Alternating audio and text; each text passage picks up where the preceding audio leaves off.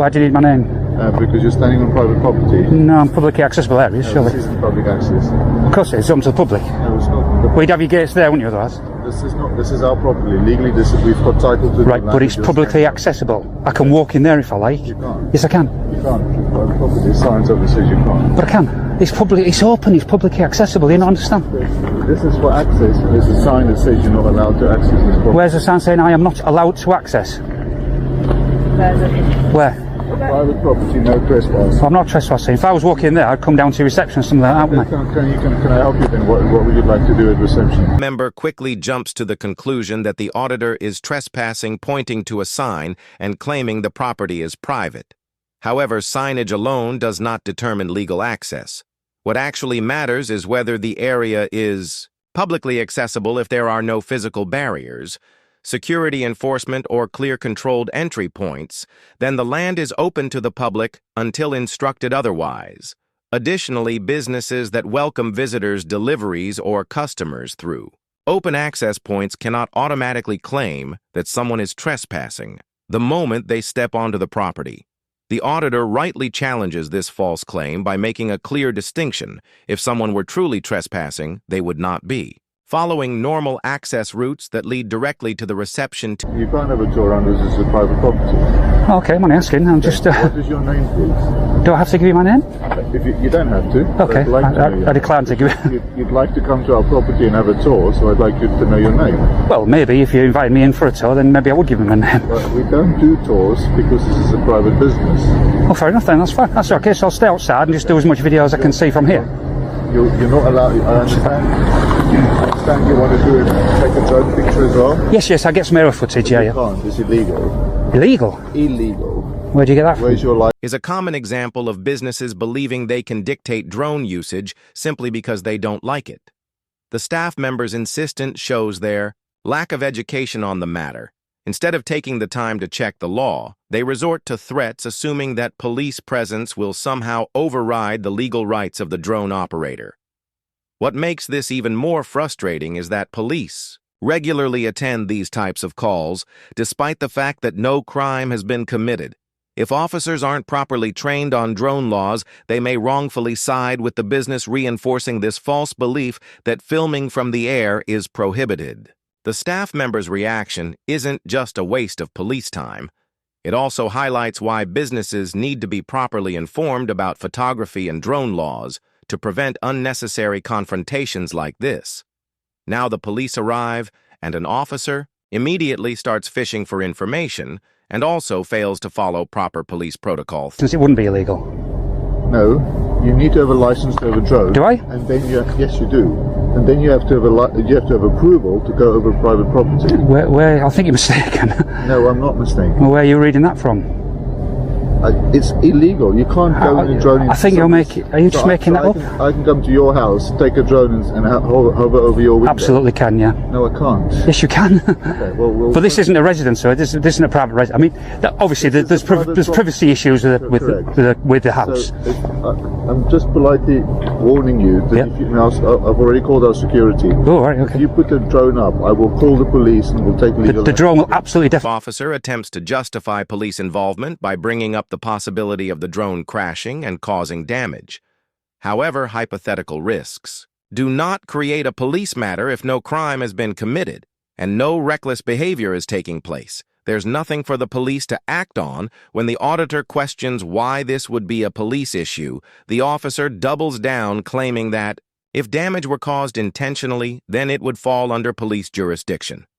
This statement is completely pointless, of course. Intentional damage would be a criminal act, but there is no reason to assume that's happening here. Flying a drone within legal guidelines is not a suspicious or reckless activity, and suggesting that it could be is a flimsy excuse for unnecessary police intervention. Been called because the facility here, they've called with some concerns of you've been flying a drone, potentially planning to fly a drone over their facility. They've noted obviously the fact that they've got quite flammable materials, machinery and stuff which is quite expensive and obviously could cause some damage. They're worried obviously if you were to fly a drone over their property and it was to malfunction for some reason or other, right, then obviously it could cause some serious damage or risk or harm to others. So why is that a police matter? Well, obviously if you were to cause damage with that intention, that would be a police matter. Intention? I won't intention it to let me drone. I'm not here to cause a bother or Yeah. fight. I'm just wanting to know what you're doing here and what your intention is. The officer incorrectly assumes that the auditor must stay 50 m away from the factory when flying his drone. However, the auditor immediately corrects him, pointing out that this rule does not apply to his drone because it weighs under 250 gr. A fact the officer should have known before making such a claim under UK drone laws regulated.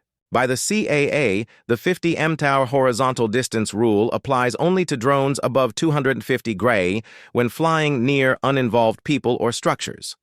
However, for drones under 250 gr, such as a DJI Mini, the restrictions are far more relaxed. Operators of these lighter drones are legally allowed to fly closer to buildings and people, as long as they do not intentionally fly over large crowds and maintain visual line of sight. The auditor is forced to educate an officer on regulations they should already understand, proving how ill-prepared police are when dealing with public photography and drone use. That's what I want. Oh, good, thank God for that. It's not an emergency. No. So, okay, so... What is your purpose? It's for a YouTube channel, I understand. Yeah, just go around doing, making videos of companies I found interesting, so yeah, do that really, and fly my drone and get some drone footage and stick it all together. I explained everything to them, and they wouldn't have it. Okay. He's just saying, you're not, it's illegal. He went and looked at the CAA rules, and he came out saying you can't fly within 50 metres and all this. But I'm assuming that's what you were all planning to do, is obviously within those, outside of that 50 metres, is that no, correct? not at all, because mine's a 249 gram drone, so therefore my drone doesn't fall foul to that rule. I can fly anyway with our drone. So it does say within the 50 meters of people or building, nope, non-C. So drones under 250 gram can fly within those. Okay, and obviously within that as well. Obviously if it's got a camera. I'm assuming you're to OB GDPR rules and STFF like that as well. I'm exempt of GDPR because I'm not registered on GDPR and I'm not a corporate company. So all man is cities and journalism and is just for public interest. So part to me, this misunderstanding. Within the 50 metres of people or building? Nope, non-CA. Right. So drones under 250 grams can fly within those. Right, okay. And obviously within that as well, obviously if it's got a camera, I'm assuming you're adhering to obviously GDPR rules and stuff like that as well. I'm exempt of GDPR because I'm not registered on GDPR and I'm not a corporate company. So all mine is citizen journalism and it is just for public interest. So GDPR don't apply to me. Happens far too often. Police and businesses frequently believe that anyone recording in public must follow GDPR, when in reality, GDPR applies to organizations and businesses that collect and process personal data, not private individuals recording for personal journalistic or recreational purposes.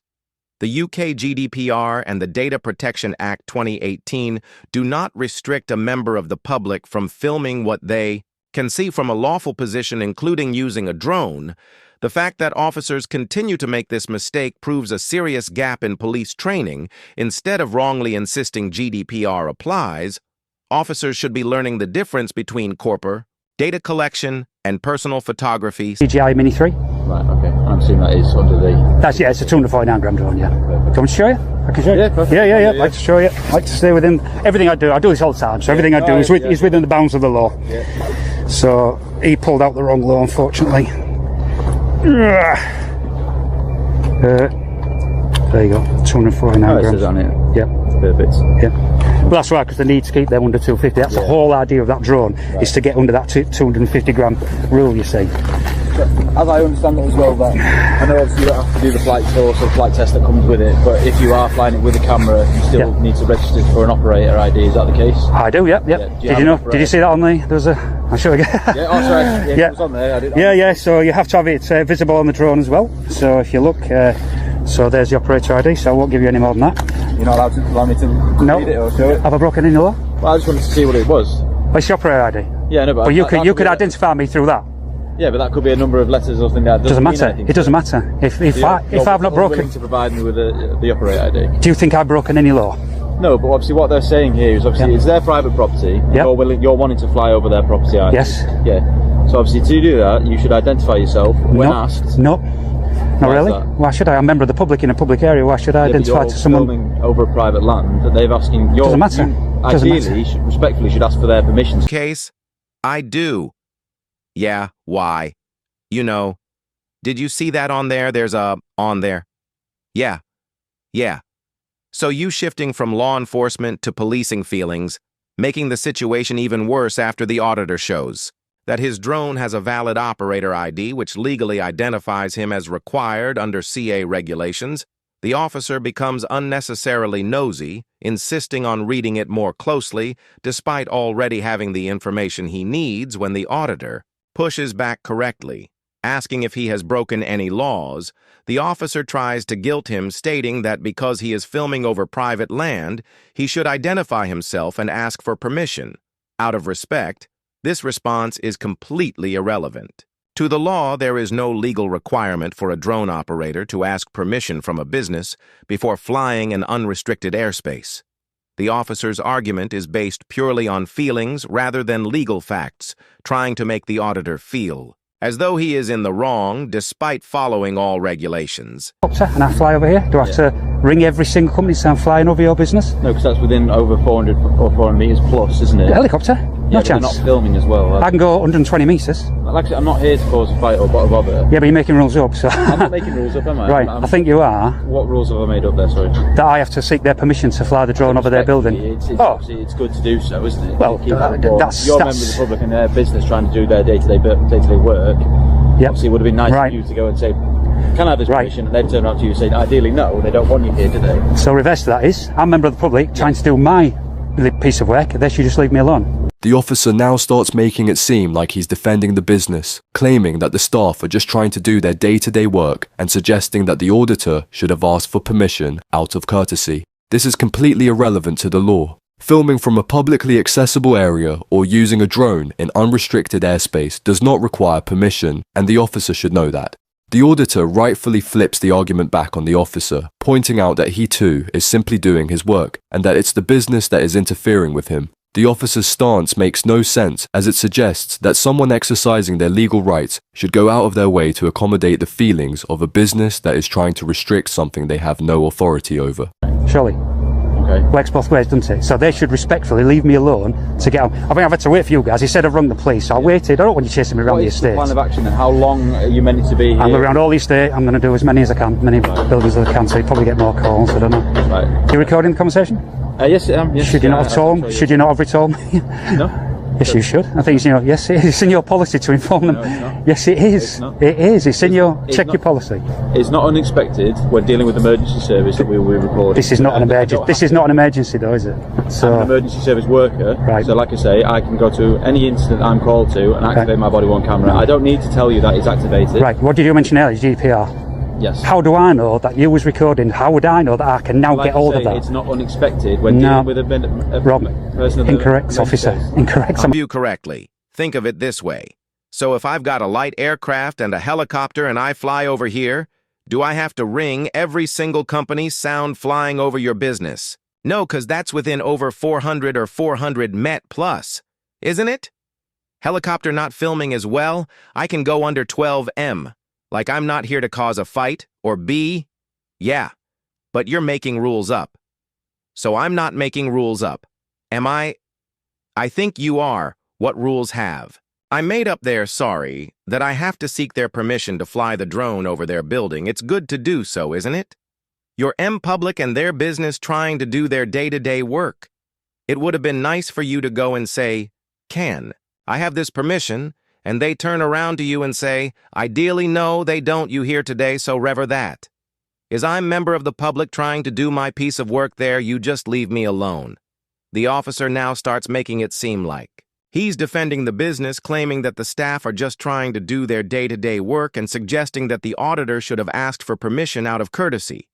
This is completely irrelevant to the law. Filming from a publicly accessible area or using a drone in unrestricted airspace does not require permission, and the officer should know that the auditor rightfully flips the argument back on. The officer pointing out that he too is simply doing his work and that it's the business that is interfering with him. The officer's stance makes no sense as it suggests that someone exercising their legal rights should go out of their way to accommodate the feelings of a business that is trying to restrict something. You have to tell me you're recording. Right, okay, check it. Read your rules.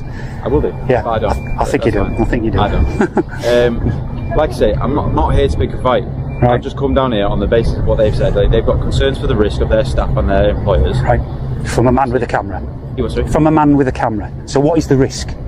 Like I say, they thought, or their rationale to us, was that if that drone were to malfunction over their property, it could cause significant damage or risk to others. Okay, but that's my responsibility. Yes.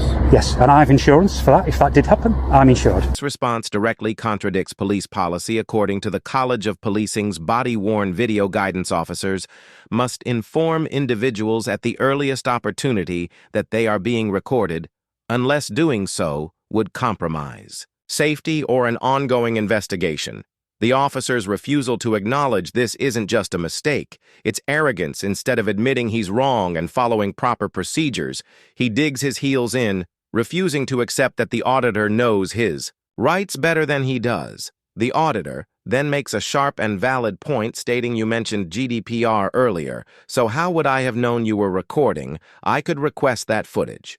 This is a powerful argument because the officer previously tried to apply GDPR rules to the auditor, yet failed to follow those same standards himself. The officer is clearly being hypocritical, enforcing laws when it suits him while ignoring them, when he's the one in the wrong. This moment exposes the officer's ego and unwillingness to admit fault. Instead of accepting basic policy requirements, he refuses to acknowledge that he should have informed the auditor about the recording. Because that'd be silly. You guys would be arresting me every minute, wouldn't you? Yeah, you know, so do it all legally. I've got to mention that thin blue alarm badge as well. I've got to mention the thin blue alarm badge. That is not standard uniform. Okay. So that shouldn't be on there. That's offensive for me. Why is it offensive? Because that's about the officers that have fallen in the line of duty, and more private citizens are being killed by officers than have fallen in line of duty, and you can check those statistics. So that is offensive and it should be removed. Could you remove that? No? Okay. So that is not standard uniform. Answer me that one. It's a charitable organisation. Is it standard uniform? My respect to other officers. Is it standard uniform? It's not issued to me by the police now. Thank you. Shouldn't be on there then. I'm offended by that. Please remove it. Public liability insurance is a type of business insurance that covers the costs of claims made by third parties for injuries or property damage caused by the insured person's activities in the context of drone operations.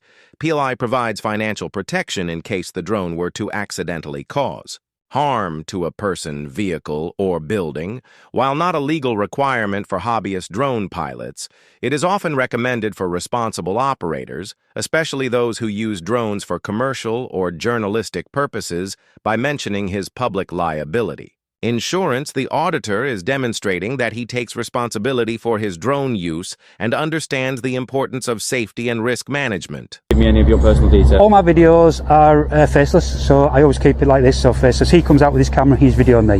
Right. So I don't want him knowing who I am. Your van pulls up with shiny windows. If I'm videoing that, it could capture my face. So it just saves me having to load to give me your details. Like, it's for no reason other than we log it down, and then obviously if in future we can contact you rather than having to appear in place. We can give you a call for all I know. No, I'll decline that request. So yeah, I haven't broken any laws, so I don't need to, do I really? So, like I say, as long as you're fine and happy that you're not going to cause any further injury, then absolutely, yeah, you'll be fine. Like yeah. You're not technically committing any offences as it stands at the moment, but just like I say, just be respectful of others as much as you can. But they have to be respect. It works both ways. They have to respect what I'm here to do. To you, oh, he's not being bad. Don't get me wrong. He's not being bad. But what I'm saying is that I'm here to do what I'm here to do. He needs to respect that of me. He can't understand that I'm allowed, as you know, to video anything I can see on my hands from a public area. I am allowed to fly my drone over. The CAA regulates the airspace. It is not a no-fly zone, so I can fly here. It's not a problem. I'm liable for any issues if it falls out of the sky. I have insurance, etc. You know, so I'm totally legal what I'm doing. I'll go speak with my colleagues. Yeah, please do. Yeah, absolutely. The thin blue line is often used by police to symbolize solidarity and remembrance for fallen officers, but it has also been widely criticized for how it is interpreted by the public.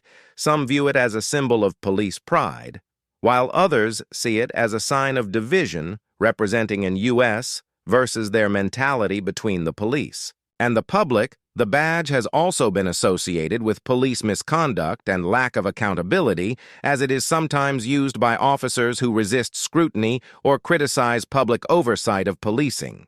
Some police forces have banned or discouraged officers from wearing the thin blue line patch, arguing that it goes against neutrality in policing and could make officers seem biased or unapproachable.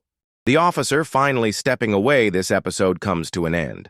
One of the most concerning aspects of this encounter was how quickly misinformation spread the front staff instead of educating themselves on drone laws and public filming. Wrights immediately called the police, assuming officers would step in and enforce rules that don't exist. Instead of arriving with a clear understanding of the law, the officer fished for justifications to challenge the auditor attempting to make. The situation about GDPR airspace regulations and private land, none of which applied in the way he claimed the officer's attitude throughout the encounter, was another major issue. Instead of approaching the situation objectively, he sided with the business from the start, questioning the auditor's actions, making unnecessary demands for identification, and even suggesting he should ask for permission out of courtesy. This wasn't about enforcing the law, it was about trying to control a situation where no crime had been committed. Even when faced with facts, the officer refused to admit his mistakes, clinging to flawed reasoning rather than acknowledging his lack of knowledge. This encounter is a prime example of why filming police interactions is so important. Without evidence, officers can misrepresent the law and pressure individuals into giving up their rights. Had the auditor been less informed, this officer might have succeeded in shutting down a completely legal activity. Not because of the law, but to appease the business. That's it for today's video. If you enjoyed this episode, don't forget to like, comment, and subscribe. It really helps me continue with my independent coverage. Also, don't forget to check out BP Visits. His channel is linked in the description. Show him some love. Thanks for watching. This was our Audits, and I'll see you in the next one.